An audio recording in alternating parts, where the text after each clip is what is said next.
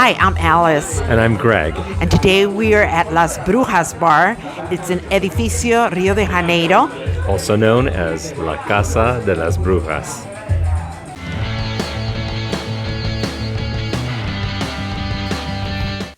In the heart of Roma Norte, there is a red brick building that stands out among its Art Deco and French Nouveau style neighbors. The name on the outside says Edificio Rio de Janeiro, but to locals, this building is known as La Casa de las Brujas, or the House of the Witches. We're standing in a beautiful park named Parque Rio de Janeiro. The Roma neighborhood was one of Mexico City's first wealthy suburbs, and it was the first neighborhood to have paved roads, municipal water, and sewer service.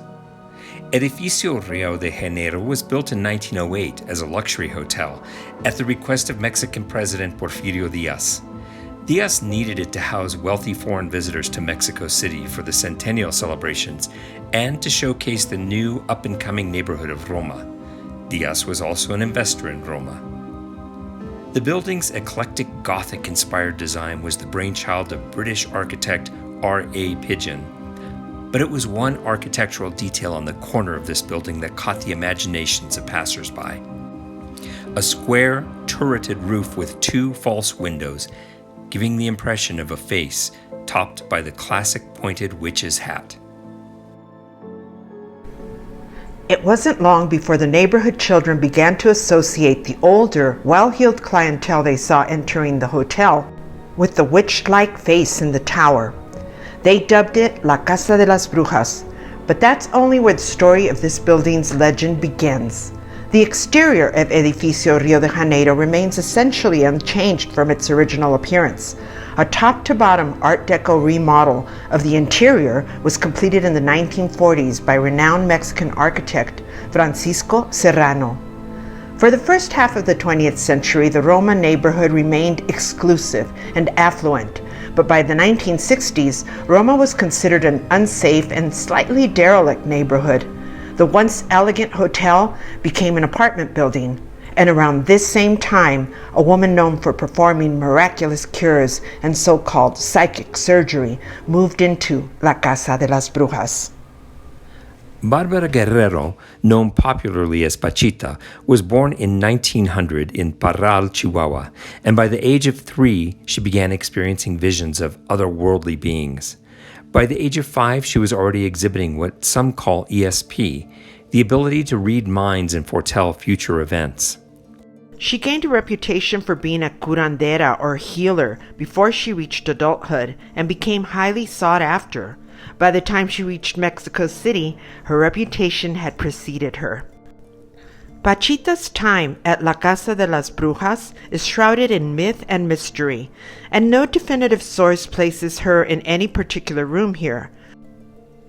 But it is well documented that she conducted her operations in this building and helped several high-profile patients, including many celebrities, politicians, and individuals from Mexico's upper classes.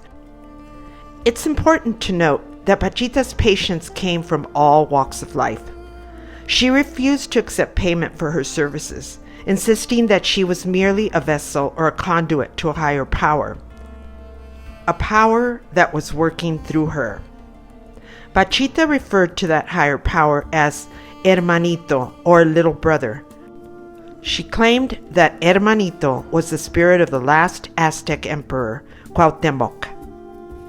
In a darkened room at La Casa de las Brujas, Pachita performed seemingly miraculous surgeries by candlelight, organ replacements without the use of antiseptics, anesthesia, or even surgical tools, using only an old, sharp blade wrapped in electrical tape and her bare hands. Witnesses testified that Pachita would first enter into a trance, speaking in unknown languages, then materialize or apport what appeared to be human tissue in her bare hands. Pachita would make an incision with her blade, plunge her hands into the wound, remove the infected or damaged organ, then replace it with the newly materialized organ. She would then place her hands over the wound and pray. The wound would seal itself, and Pachita would then prescribe various tinctures to be taken for the next week or two, alongside prayers to be recited. And as incredible as this sounds, Pachita's psychic surgeries were witnessed by several scientists, including the American psychologist Stanley Krippner, Cuban medical doctor Alberto Violdo, and Mexican neurophysicist Jacobo Greenberg, who, after witnessing Pachita in action, proposed that Pachita was capable of accessing a universal web of time-space, which he called the lattice, underlying everything that we perceive as reality. This shared and false perception of reality is something that he called the Matrix. Yes, that Matrix. Avant-garde occult filmmaker Alejandro Jodorowsky not only had psychic surgery underneath Pachita's blade, but was completely convinced of her powers and conceived of his theory of psychomagia as a result of his experiences with her. It was during this time period in the 1970s, at the height of Pachita's notoriety, that the building started to gain a reputation as haunted. Visitors and occupants began reporting otherworldly knocks, groans, and shadows. In the 2000s, a woman identifying herself only as Brenda called into a popular Mexican radio show dealing with paranormal subjects called La Mano Peluda, the Hairy Hand. Brenda recounted her experience of just 10 days of living in an apartment that she had rented in La Casa de Las Brujas. A self-described skeptic, Brenda didn't experience anything unusual at first, other than the normal excitement of renting her dream apartment. But friends invited to spend the night in her new apartment, one after the other fled in terror during the middle of the night, refusing to set foot in the building.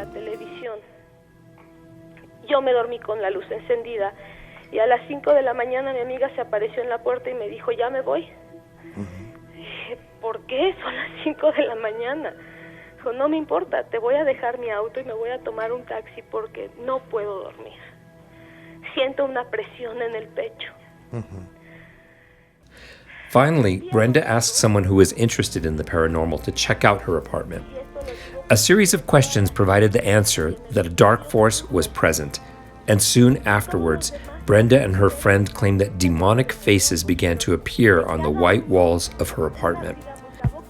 The terror in Brenda's voice as she related this story to the radio show host was so convincing that her story went viral and gave a whole new generation of Roma residents a reason to walk on the other side of the street from La Casa de las Brujas.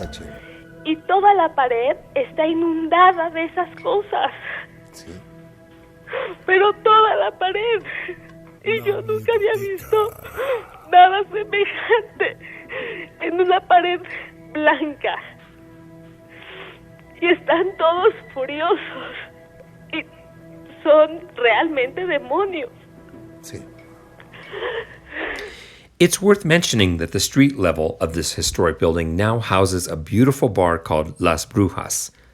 Las Brujas is 100% female operated and maintains a respectful attitude towards the power of the feminine while mixing up some mean martinis. Another really cool thing about this bar is that all the bartenders are women. You know they make a good drink.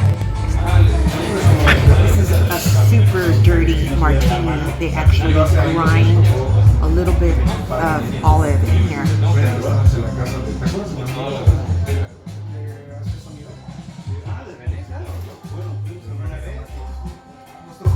It's delicious. It's so good. If you enjoyed this week's video, please leave a comment down below. Give this video a like, and don't forget to hit the subscribe button and click the notification bell so you'll be alerted when we load a new video each week. Thanks again for watching, and we'll see you again soon.